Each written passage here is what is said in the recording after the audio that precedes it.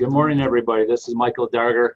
I'm an extension specialist in community economics from the University of Minnesota Extension. I am on campus today in what I call Lonely Hall. I have explicit permission to be here, but otherwise, the University of Minnesota, we're all supposed to be working at home until at least December 31st. So welcome to you wherever you are, home offices, on the road, or your real office. I am joined here by my teammates on this project, which is sponsored by a grant from Michigan State University, the North Central Center for Rural Development, and Courtney Berner, and Esther West from the University of Wisconsin Center for Cooperatives. And I don't know if Kevin's here yet, but Kevin Edberg from the Community Cooperative Development Services out of St. Paul, Minnesota. We were teammates on a grant that's winding down, which is all about introducing the concept of employee ownership, especially employee cooperatives, as a viable option for business succession and transition. For people who look like me, I'm a baby boomer, or other folks who want to transition out of their business in the next several years. So that's what we'll present on today. Glad you could join us.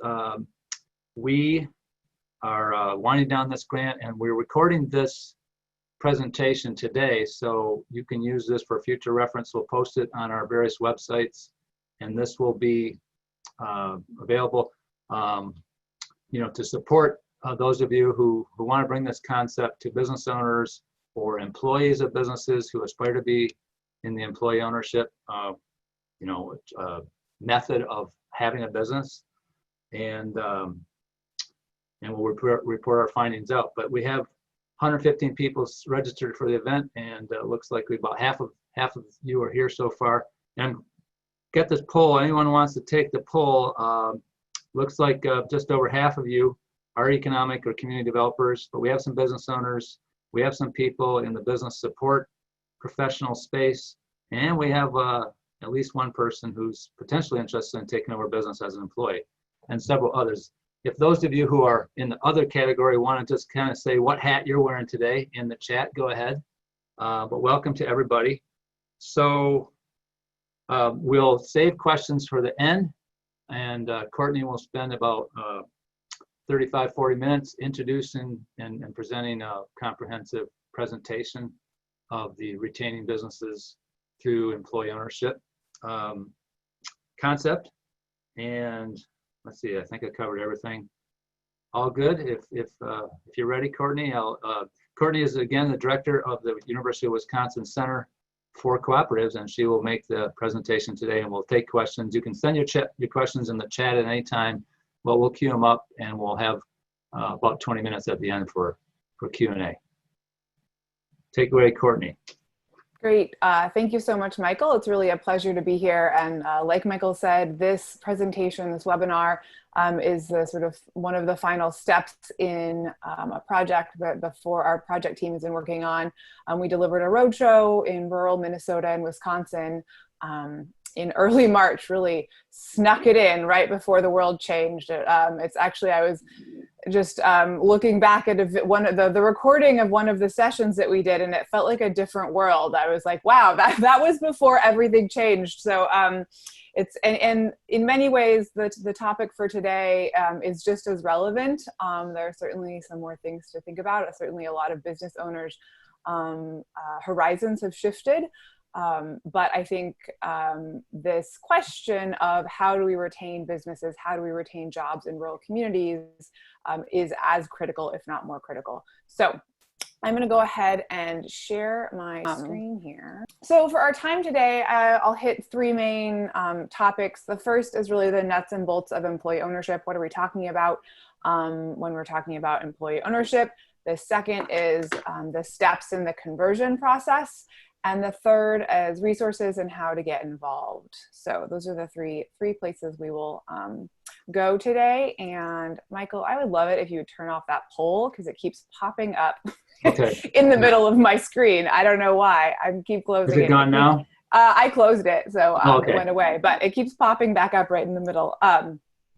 It's fine if it keeps going, but I might have to pause occasionally and get rid of it. So, all right, let's jump in. So more than half of you are in the field of economic development. This information is not going to be a surprise to you in any way. As you know, there is a lot of business, the need for a lot of business succession on the horizon. Based on some of the research we've done, there are more businesses that were founded by those born between 1946 and 1964 than any other generation. Over half of US companies with employees are owned by baby boomers. And a lot of different entities have done research on succession planning and how many business owners have actual written plans in place or a sort of a formalized exit strategy. And it's estimated between those different studies that 60 to 85% of business owners have no exit strategy. So if you're someone that's in the BR&E, the business retention and expansion field, you might be really familiar with this if you're out having conversations with business owners. You know, in our world, you know, we've been trying to promote the idea of employee ownership as a business succession strategy for quite some time now. And when we first started talking about this, it was really future focused. You know, this wave of baby boomer retirements is coming. It's coming. We need to start talking to business owners and start getting this, this idea out there in case it's right for someone.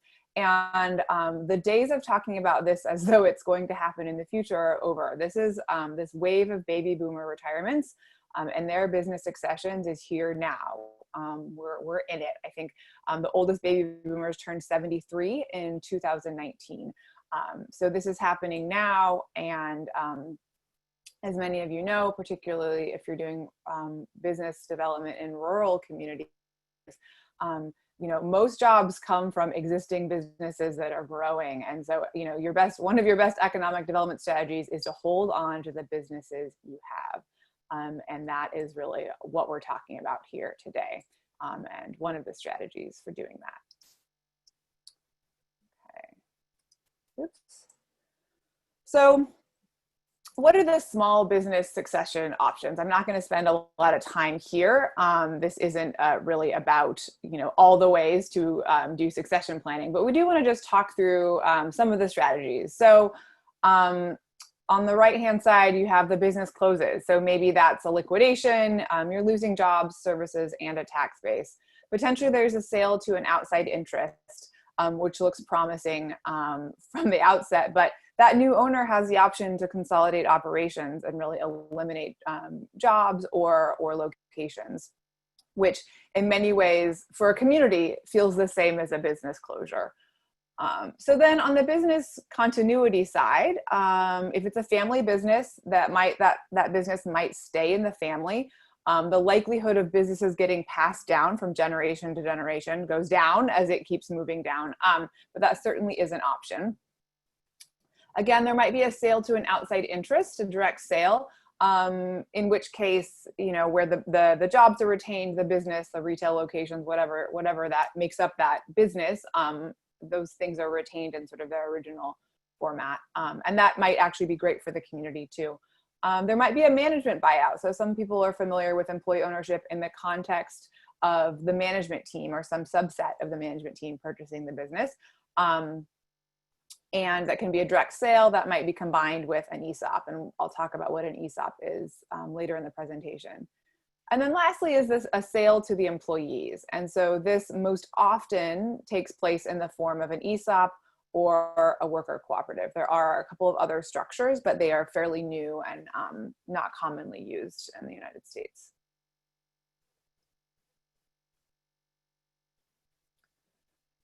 So interestingly, you know, interest and investment in employee ownership is on the rise. I think there are a handful of reasons for this. One, it was a reaction to the Great Recession, and it's sort of interesting talking about the Great Recession now as we're entering a sort of period of uncertainty around our economic future in the coming years. But certainly coming out of 2008, 2009, a lot of interest in employee ownership and ways of sort of democratizing the economy. How do we make it more fair for more people? So secondly, there are a lot of people that are looking at employee ownership as a tool for achieving some other social or economic goals, whether it's related to the wealth gap, wage gaps, creating higher quality living wage jobs. But increasingly, this model is getting attention from places that it didn't get attention as much. So this is just a sort of smattering of fairly recent news articles or news stories. They were fairly recent, at least in March, of different folks getting involved. So there's foundations that are putting more money into employee ownership. There are municipalities that are supporting this as an economic development strategy. The city of Madison, for example, made a very significant investment in worker ownership, both in terms of startups and conversions, as an economic development strategy, part of the city's economic development strategy. So, and then the reason that I think we're really seeing a rise in interest, both from sort of traditional parties and some newer players like foundations and municipalities, is around this idea of business succession and job retention, and that it's there's sort of a fever pitch, in terms of it being a really important issue and needing to be proactive and find new tools for holding on to some of these jobs. So interest in this topic is certainly on the rise. So what are some of the benefits of employee ownership? One is that it's just a financially rewarding exit path, and there's some potential tax benefits for selling owners. We'll talk about those in a minute. One of the things I hear a lot is that it can be a lasting legacy for the selling owner. If there were a handful of business owners I saw in that poll, I think 7 or 8, and most people who spent their life's work building a business, I hear a lot of people refer to their business as their baby. It's not something they just want to cast off when they're done to the highest bidder to do what they want with the business. That a big component of developing their succession plan or succession strategy is building a legacy. It's taking care of the business. It's taking care of their employees who helped them build the business. It's doing right by their community. So that piece can't, I think, be underestimated. It also, rewards employees for their role in building the business. Most business owners know that their employees are a huge piece of their success, and they want to reward those employees. They don't want to leave them out of a job. There's been quite a bit of research done on the impact of employee ownership on business performance and productivity. Most of that research comes out of the ESOP world, not the worker co-op world.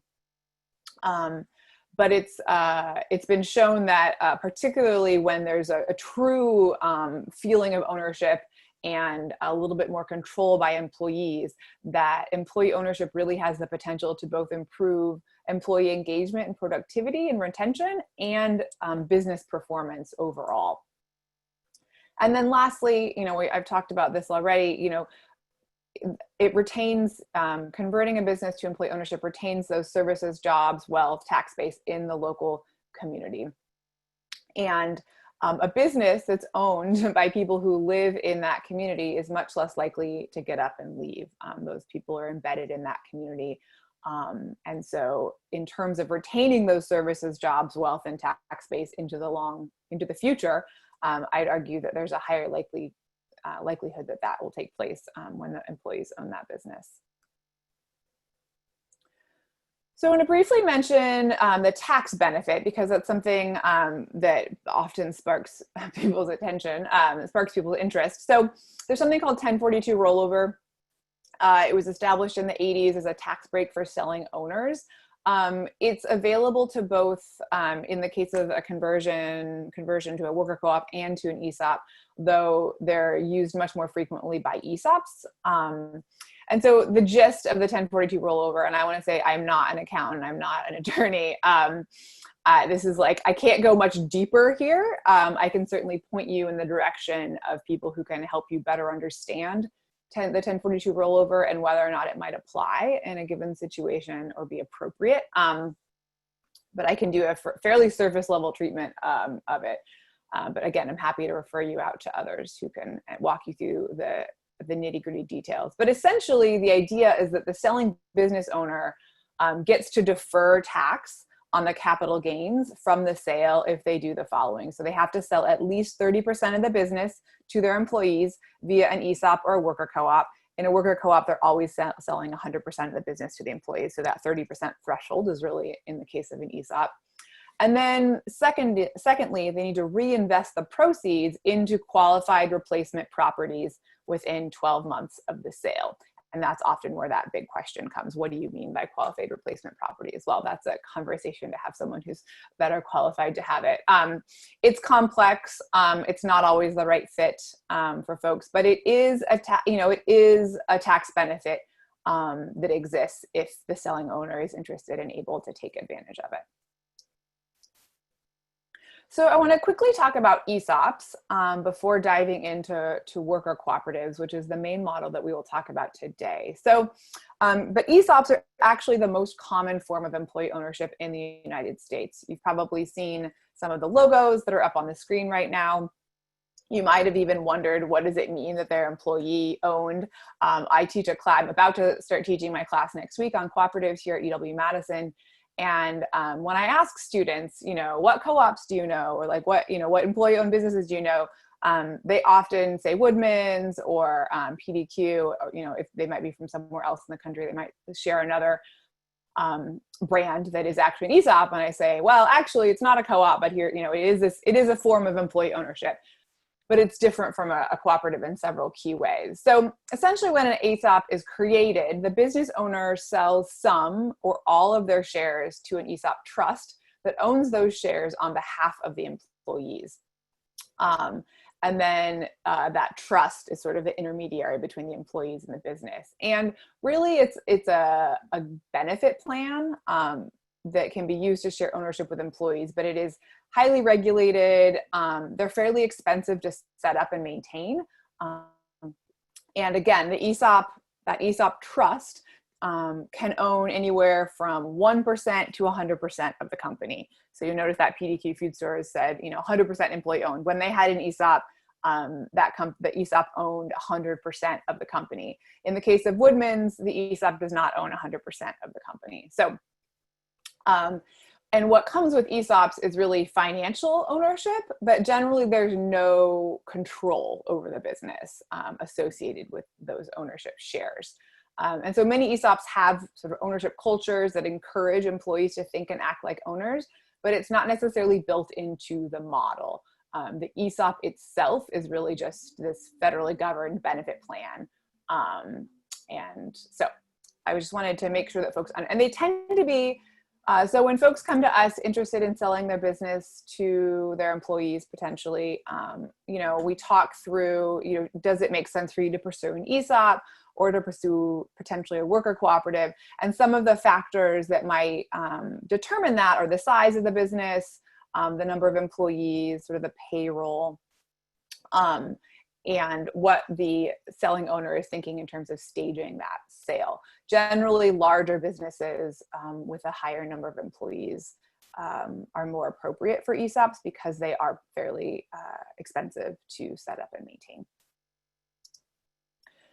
So now let's move on to cooperatives. So a cooperative is a business that is owned and democratically controlled by the people who use its services. So there are members in a cooperative, they elect the board, they approve changes to the bylaws.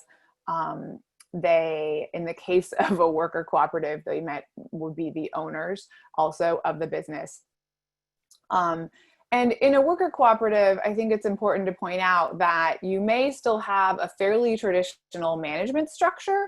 What we're really talking about here is the governance structure. So you have the members, they elect the board of directors. The board of directors governs and leads that business on behalf of the members. It's really focused on high-level questions, strategy, the financial well-being, health of that business.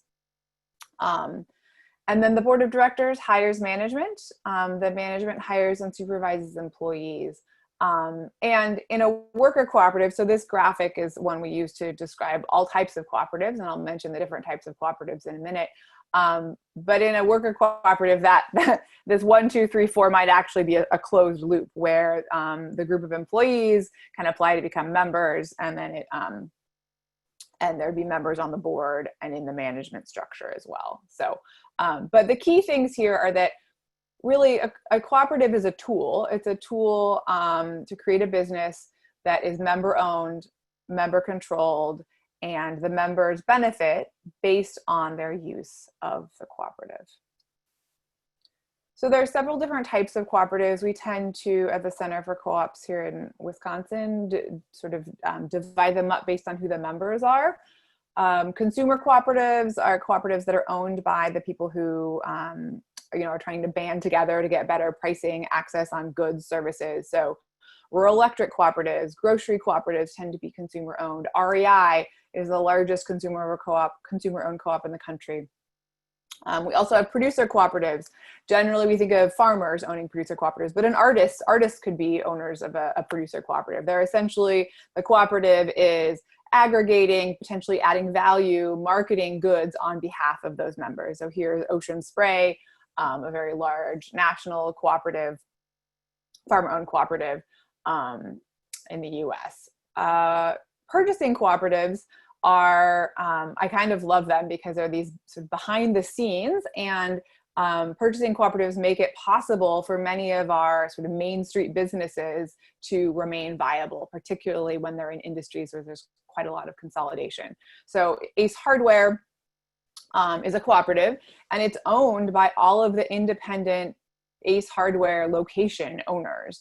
And by banding together, they're able to get better pricing on their inputs. They have shared marketing, shared store design, layout, other administrative support that helps them remain competitive so that they can stay in business despite the fact that, there's Home Depot, Lowe's, those sorts of businesses. So you often find purchasing cooperatives in industries where there's been quite a bit of consolidation and there's a lot of competition. So multi-stakeholder, and then worker cooperatives, which we'll talk about more in a moment, are cooperatives that are owned by the people who work there. Multi-stakeholder cooperatives are much less common. They are owned by one or more sort of membership class. So an example is a grocery cooperative in North Carolina that actually has consumers and workers as owners in that business, and there's two separate membership classes. So let's focus though on what a worker cooperative is. So again, workers own the business, they democratically control the business, and profits are distributed to workers in proportion to their labor contribution. Labor contribution is often measured by the hours worked, but different worker cooperatives have different ways of doing that. Like I said earlier, there are a lot of different ways to actually structure a worker cooperative, and there's a broad continuum of management structures, governance structures. You've got everything from the 5-person collective that makes all their decisions together and everyone is paid the same rate, the wage. I think that's sometimes the the idea that people have in their mind. And then you have, Mondragon, Spain, the largest worker cooperative, I would argue, in the world, that is a huge and competitive international manufacturing, and they have many, many branches of their cooperative. So that has a much more traditional management structure, and it's quite sophisticated. The largest worker-owned cooperative in the United States is a home care cooperative in the Bronx, and it has around 2,000 worker owners. So this is a model that can be really small and flat. It's a model that can scale and be quite large and sophisticated. But regardless of where the cooperative falls along the continuum, these three things remain true: that the workers own it, they invest equity in the business, they control the business democratically by electing the board of directors. And in worker cooperatives, there's often other ways in which both information and decision-making is sort of pushed down into the front lines to try to really engage those workers in the business in many levels of the business. And again, profits are distributed in proportion to their labor contribution. So now I'm going to talk about a few examples, because I think stories are more powerful than sort of concepts. And so I want to walk you through 3 different examples of businesses that have converted to employee ownership. And They're different sizes, they're different industries, and they're in different parts of the country. And that was intentional. I think this is a phenomenon that's not just happening in one part of the country. It's not just happening in one industry. Worker cooperatives are really, in some ways, like any other business. But it's a group of people that comes together to identify a product or a service that they then sell.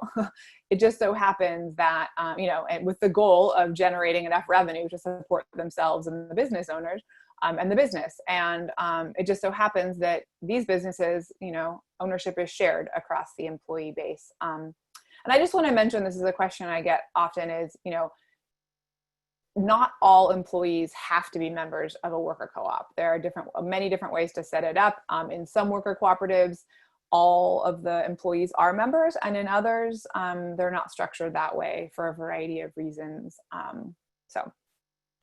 So let's start with Northwind Solar, a great local story here in central Wisconsin. So Northwind was established in 2007 by Josh Stolzenberg.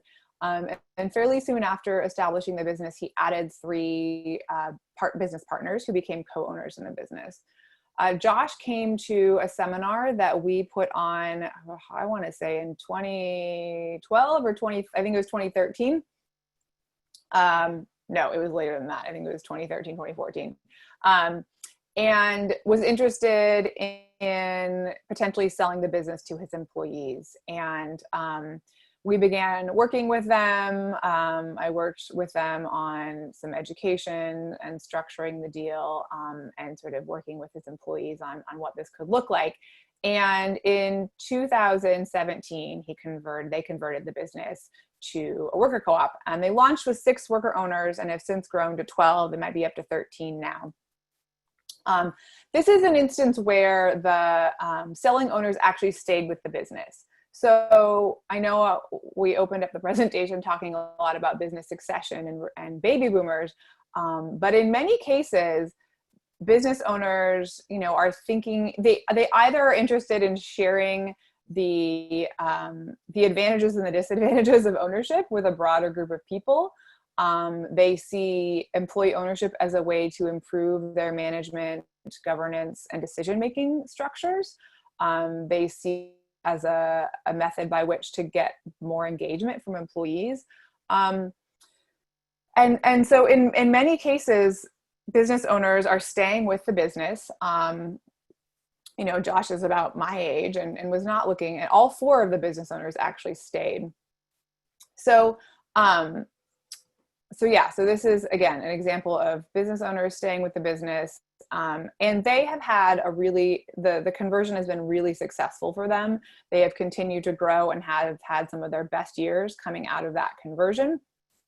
And one of the things that was really important for them to think about, the selling owners to think about as they were approaching this, was sort of the growth trajectory of their business. And they chose to do a valuation fairly early on, and stuck with that valuation because they were really trying to balance sort of, what they would get out of the business as selling owners with their desire for the deal to be feasible for the employees to actually buy the business from them. And so they probably took a slightly lower pay price for the business because they had this long-term goal and vision of including employees in the business, and they thought that was the best strategy.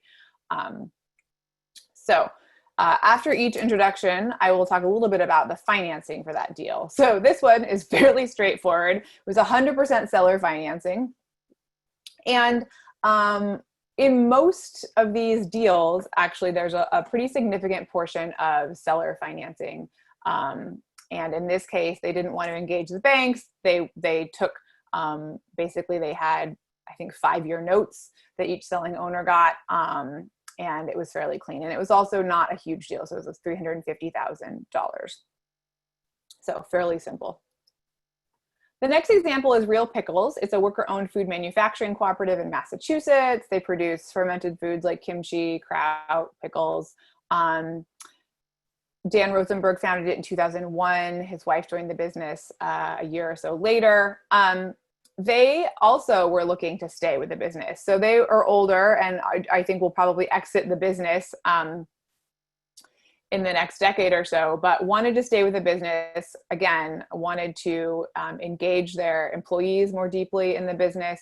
And so in 2013 converted. They were provided technical assistance by Cooperative Development Institute, which is out on the East Coast as well. So this is a slightly bigger deal, around $750,000. And two reasons I like to highlight this deal in this presentation. One, it's food manufacturing, which is an industry that is, really important here in Wisconsin and also in Minnesota. So, and secondly, they used an interesting financing mechanism to finance this business. So you will notice that that blue 67% is actually equity from community investors. So Real Pickles has a really strong following of consumers who love their products. So businesses that actually have consumer-facing products, this could be a viable strategy for raising equity capital to finance the deal. So Real Pickles did a direct public offering. They raised whatever that is, 67% of $750,000, around $500,000 from 77 community investors. And they were able to then leverage that equity from community investors to get a line of credit and secure some senior debt from CFNE, which is the Cooperative Fund of New England. It's a CDFI that supports cooperatives in New England. And then the worker owners also put in some equity. So what's interesting about this direct public offering is that, typically when an investor is interested in investing in a business, they want some sort of control for in exchange for their investment, which is, makes sense. But when you have a cooperative structure where control resides with the members, it can be difficult to attract investors because those members have set up a cooperative because they want control of the business and are hesitant to relinquish some control. So in this case, those 77 community investors have no control rights in the cooperative. The goal is to pay a 4% dividend on those equity shares. So essentially the members were able to raise equity from the community, really not only financial investment, but emotional investment from their consumers who really want to see them succeed, both because they love their products and because they've literally invested in the business. And they didn't have to exchange any voting rights for that equity investment. So interesting model. Particularly, I think, for businesses that have consumer-facing brands. The last co-op I'll talk about is the Island Employee Cooperative. It is on Deer Isle in Maine, and it's literally on an island. And the cooperative is an umbrella of 3 other businesses. So there's a grocery store, there's a gas station, and then there's a sort of hardware variety goods store. And so the selling owners of these businesses operated them for 43 years. And these businesses are crucial to this island in several ways. They're the largest employer on an island that doesn't have a lot of employment prospects. And they also provide critical goods and services on an island, some of the few places to actually procure goods and services. So it was really critical to the selling owners that this set of businesses stay intact. And they were worried if they sold to an outside buyer that they would actually, consolidate operations and lay off employees. That was a real concern to them. And some of these employees, one of the employees had been with them for, since the first business opened in the 70s. So this had really become a family. So the business converted in 2014, 60 employees, over 45 of those were worker owners. The selling owners did exit the business. They were ready to retire. They wanted out. This was a fairly complex deal. Again, provided support by Cooperative Development Institute. So this is the largest of the 3 deals. The sale price, I think, was around $4.5 million. but the full deal was $5.6 million. And it was a mix of senior debt from National Cooperative Bank, some senior debt from another local lender, and then from CFNE, the one I mentioned earlier, Cooperative Fund of New England. And then some seller financing, that 9%. The piece I want to call out here that's unique to this deal is that there was a significant portion also of vendor debt. So one of their suppliers had a strong interest in this set of businesses not going away. I imagine it was an important customer of theirs. And so they actually provided 27% of the financing via debt in exchange for a first position on inventory to move this project forward. And so I think, again, an example of the unique ways that these deals can be financed, with everything from seller financing to vendor debt, different combinations of debt and credit from different banks and CDFIs. So, and then of course, member equity is usually a piece of the equation as well.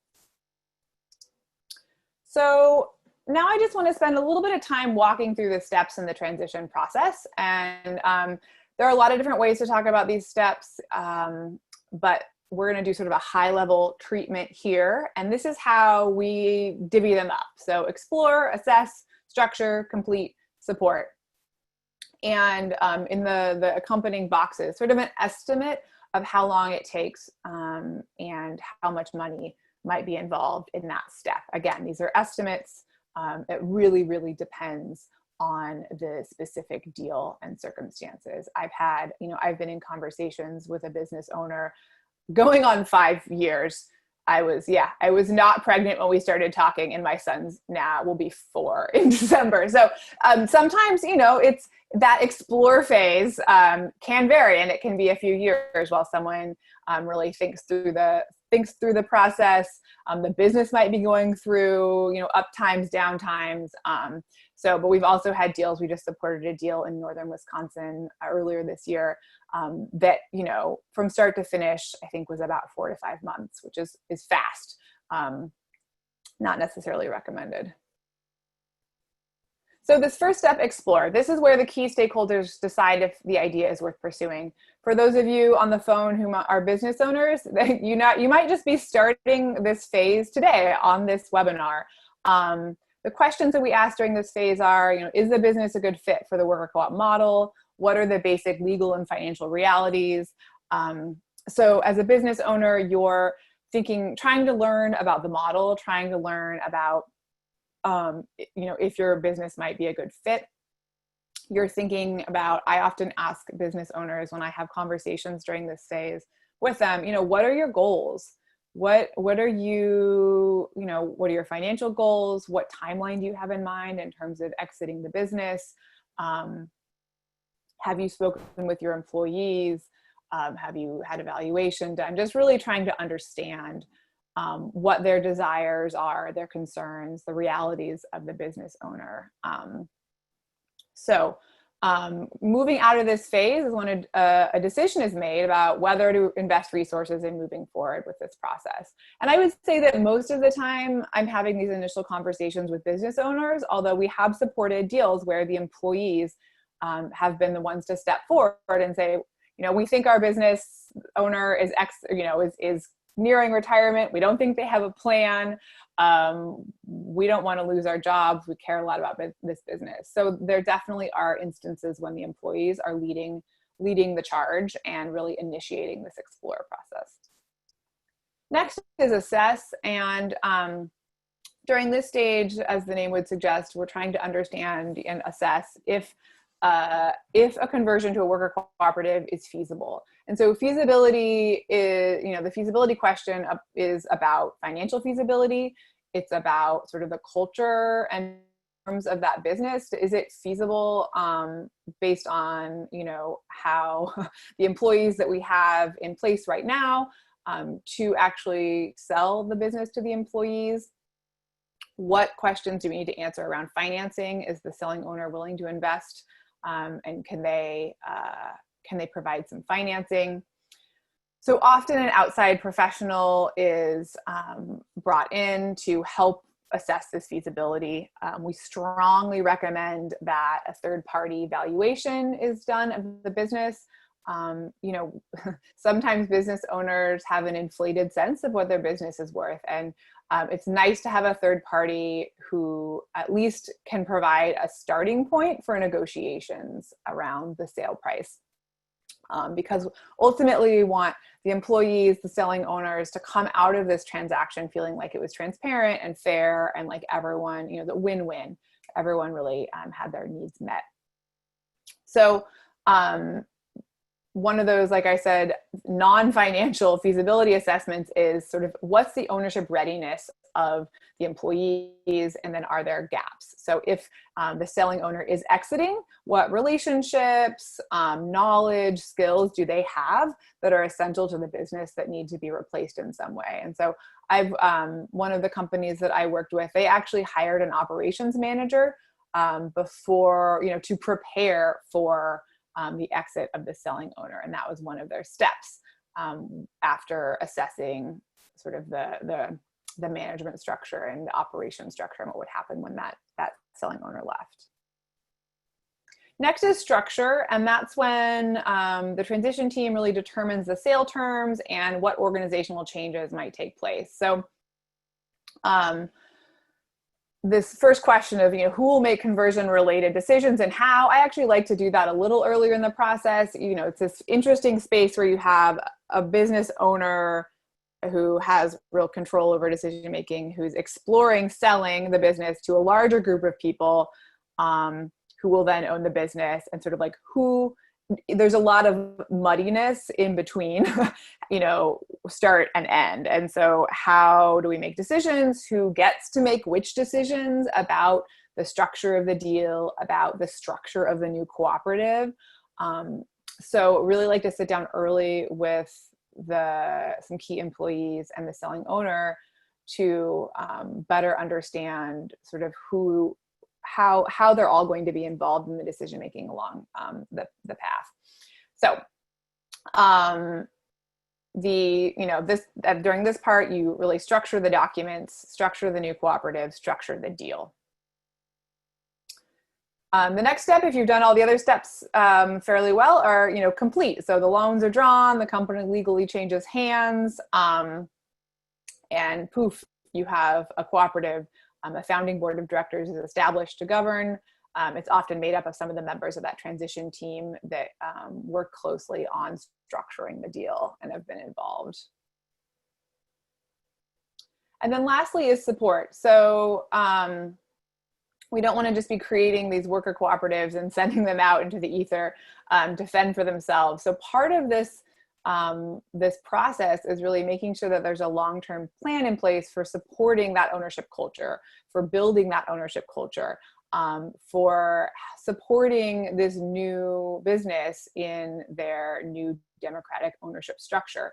So in the cases when the selling owners haven't left, oftentimes, you know, you may not change the management structure right away. You're changing the governance structure, and that you now have this board of directors, but the cooperative, you know, the reporting relationships might remain the same. But when you have someone who's left and has taken a lot of knowledge and skills and relationships with them, we want to make sure that, you know, there's a support team in place, whether it's helping them review financials, doing training on governance, you know, supporting their board as they sort of get established in their new role. Connecting them with peer co-ops in other parts of the country as well. All right, so lastly, I just, you know, want to make sure that you're aware that there are resources out there. So if you are a business owner who's exploring this, if you are an economic development professional who's talking to business owners or employees a lot, that you don't have to have all the answers for this, that there are co-op development professionals at the national level, regionally. There are accountants and attorneys and financing entities that are familiar with cooperatives. And part of this work is really building an ecosystem of support for these businesses from that explore phase all the way through to the support. And so if you're interested in having a longer conversation about a specific project or how you can support businesses in your community, there's me, there's Michael, there's Kevin and Esther, our project team, but there's also these other resources out in the community. So I think I will stop there and take any questions if there are any. Yeah, there's been several questions in the chat, and it's good. We've been just kind of a conversation on the side, so you were staying focused, and that's a good thing. I'll throw the first question, I think, is the most pertinent on the business conversion to worker co-ops, is the one from Annalise. With respect to business valuation, can any qualified valuation service do this, or are there special considerations for co-op conversions? So generally the valuations are done just for people who do any kind of business valuation. So I don't think in terms of setting the sale price or setting the, all standard rules apply, even if you're converting. And oftentimes a business owner that is exploring their options has done a valuation before they've even, or had a third party valuation done before they've even gone down the path of exploring employee ownership, and that valuation still holds. So. Great, and that's what I thought. Nancy had a couple questions. One was about Ace Hardware's creation story, but I think that's really about a big purchasing cooperative. But a more specific question to this topic today, and I'm sure there's plenty of information out there about Ace, and if you or Esther can track it down, I can put that in the follow-up email to the participants. But she had a question about, do you know of any conversion sales of one site of a chain, I'm assuming like a chain store or a chain location, to a group representing a worker co-op, or basically an employee cooperative conversion, I think is what she's getting at. Mm-hmm. Yeah, so actually it's we're part of this national network of organizations focused on trying to increase knowledge about this option, and I'm on this listserv. And just this morning, as I was getting ready for this, there was a flurry of emails about Ace Hardwares, actually, and someone was asking if they'd ever supported a conversion of an Ace Hardware, and Rob, who actually supported the main employee co-op example, chimed in and said he's helped support 2 Ace Hardwares to become worker cooperatives. So in the context of Ace Hardware, yes. In the context of one location in like a chain, it would be possible. I don't know of something like that where because they would actually be owning it. So if it was I will say that in the case of a franchise, that it would be possible for a group of workers to purchase a franchise and run it as a worker cooperative. And there's actually a couple people that have been doing a lot of thinking about how to actually get that to happen. I don't know if it has, but yeah. Okay, there was another question from Joseph a while back, which was basically talking about what economists would call market failures. So for instance, a co-op, is it a situation where co-ops can go in there and not be so concerned about the profit motive, but try to address critical community needs, such as food deserts and lack of locally available foods, nutritious foods, in what we call food deserts? And Nancy responded by saying, well, the Seward Co-op in South Minneapolis is a good example, because they have their main store in Franklin Avenue, and they opened up like a sister branch, not far from actually where the George Floyd killing happened, unfortunately, earlier this summer. They opened a store in that neighborhood. So that's one example she threw up, but any kind of comments that and we also have been joined by Kevin Edberg, who's one of our partners. So Kevin, if you have a mic where you are in your remote location, feel free to join in, but let's let Courtney go first on that one. Sure. So I think what I like to say is that when you have a market failure that's so vast, I like to talk about childcare sometimes. People ask me, well, can childcare co-ops, if you just made it a co-op, could the childcare center, could we use co-ops to fix the childcare crisis? And I say, sure, there are a lot of ways in which co-ops can be used to sort of nibble around the edges of that problem. But when there's clearly a sort of such a big failure and mismatch and a lack of public investment, you know, the co-op model is not a panacea. That said, co-ops exist to meet member needs. So in worker cooperatives, it's really it's providing employment, gainful employment. But in the case of a grocery cooperative, a producer cooperative, the co-op does not exist to maximize profit. And so whereas it might not make sense for an investor-owned firm to do what the cooperative is doing because they wouldn't be able to generate enough profit. So a co-op might come in because they're not profit-oriented, but it's still a business, and it needs to be able to generate enough revenue to support its costs, like any business. So co-ops can't make magic, but because of their very different orientation towards meeting member needs, they can, their priorities are different. It shifts decision making, it shifts strategy, and so they are able to do things that profit maximizing investor-owned firms won't do. It's a short, it's as simple of an answer as I can give to that. Great. Well, let's see if Kevin has a microphone. Kevin did chime in the chat. Go ahead, Kevin. So I think of cooperatives as one part of the spectrum of mission-driven businesses. And certainly there are other forms of mission-driven enterprises that we find scattered across the economy in multiple ways. But it's that focus on the mission that connects people to the, hey, why are we here? Are we getting our needs met, at least reasonably and perhaps better than other alternatives? And I think the critical component of that is, is it at least a reasonable alternative to other alternatives that are available to the owners?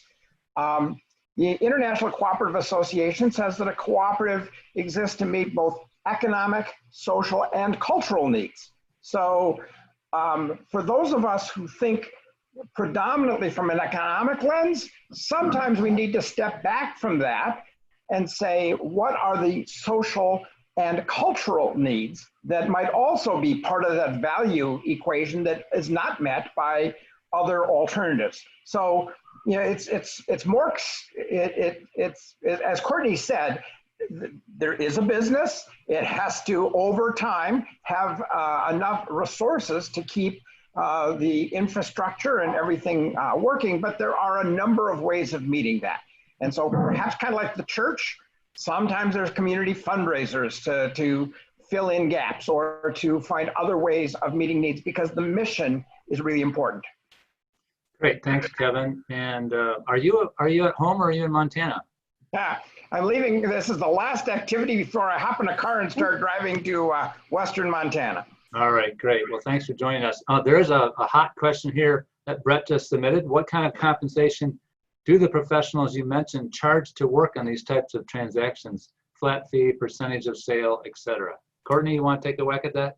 Yeah, it depends. So if the business falls in a rural community, so the UW Center for Cooperatives, we receive extension funding and some grant funding. So we can generally offer our services at a low to no cost, especially if you're in a rural community. Attorneys charge what attorneys charge. I will say no more on that. So it depends on the attorney, but some of the groups, so the ICA group, CD, Cooperative Development Services, Kevin's organization, and Project Equity are three groups that engage in sort of that feasibility analysis deal structure. And it's usually a flat fee. It's not usually a percentage. And it depends on the complexity of the deal. It depends on how good of shape the financials are in. So how much time does the group have to spend untangling things? Depends on how long the deal takes, but I've generally seen it structured as flat fees or sort of hourly rate, not a percentage. I will say that sometimes the cost of supporting the deal structure and then ongoing support has been wrapped up into the financing, and it's paid for that way. And oftentimes lenders feel better about that, having some money built in to pay for ongoing technical assistance to the business. That reminds They're not me. as expensive as ESOPs, but I like to tell people that there are going to be some costs along the way, just to be upfront. And that reminds me, Courtney, that along the way on this project together, some of us have had some, basic, ballpark figures for how much an employee would typically put into becoming one of these employee owner co-ops. So I know at one point Kevin had kind of a used car rule of thumb, like, it could be $10,000, $20,000, which is a lot of money, but it's not like taking over the whole. So any kind of comments, and of course it depends on the type of business, but. Yeah, I've seen it range from, $25 in an industry that's low wage, and they really didn't want to make becoming a member a barrier, that making the financial piece a barrier to, like you mentioned, pegged to the cost of a good used car. So I think Isthmus Engineering here in Madison, which is a worker-owned cooperative, manufacturing and engineering cooperative, is around $20,000 now. But anywhere, $1,000, $2,000, $5,000, $10,000, again, depends on the size of the business, depends on the industry. Okay. But often there's a payment plan built in so that someone could have payroll deduction over time to help them work towards that. And then they might have some time after becoming a member to complete their equity buy-in. So the point is, this is a very doable thing for almost all employees if they choose to be an employee owner, which is a big decision. And I think that's a great segue to, I think this can be our last question. I just want to remind people that we are recording this session. We will post this to the website. We also will share with you the slides. And there's an evaluation for this session, but we'll have an evaluation for that recorded session. But Miles Alexander has a really pertinent question. Please say more about employee readiness and education and support needed from the change from, just being an employee with no responsibilities as owner to also being an owner. Comments on that? It's really important. And some of the deals that I see, the conversions that I see that are really successful, the selling owners have actually been laying the groundwork for this for quite some time, even before they've talked to employees about their idea of selling to them. They've been, pulling more people into the management team, having, quarterly meetings with all the employees where they're talking about the financial performance, really opening up the books in ways that they might not have before. So I always encourage business owners, if they're thinking of going in this direction, to start the process of pulling more employees in and trying to build that ownership culture as early as possible.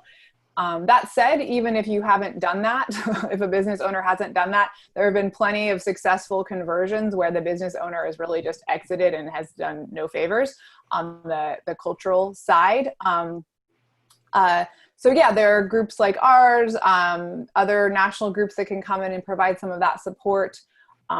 It's a really important piece, and you can build it over time. And I don't know, Kevin, if you have anything else you want to say to that end. No, spot on. Okay. Okay, well, thank you. There was a bunch of other discussion in the chat, and I will try to download the chat log and send it to you all with the evaluation link, because there's some really good stuff in the chat. And I know some people kind of pay attention to the chat, some don't. But since there were some nice side conversations, we'll send that along. I'll also get the link from Esther. Esther, I think I'll call you after this call and find the latest link. And so we'll try to send you folks all the information we have. Thank you all for joining us today. Hey, Michael. Yeah. When you send out the email, can you also be sure, you might be directing people to the website that has this, but maybe the 2 or 4 pager that we put together for the project is a nice summary of some of the points in the slides. And is the handout, it's a really nice tool if you're an economic development professional and are talking to business owners, that you can just give them, that has sort of the quick and dirty on this as a takeaway. So right. We had hard copies at our roadshow, but since we're virtual. Right, I'll try to do that as an attachment. It's also a link on the site, but thanks everybody. This again was a part of the Business Retention and Expansion Community of Practice webinar series that we've been hosting here for 3 years at U of M Extension. But I've really enjoyed being part of this cooperative kind of awareness raising, because, you know, there's, as Courtney said, there are many, many businesses that will be transitioning in the near future, especially because of the pandemic. There's a lot of people who are going to get out now, and they'd like to salvage that business for their community. So keep co-ops in mind, everybody, because they're part of the continuum of possible solutions. It's not for everybody, but reach out if you want more information. Let's try to keep as many businesses and American communities as we can during this terrible time. And we're all together. So thanks again for beaming in, and we'll see you down the road. Bye, thanks. Bye-bye. Thanks, Esther and Eric, for helping on the sidelines there.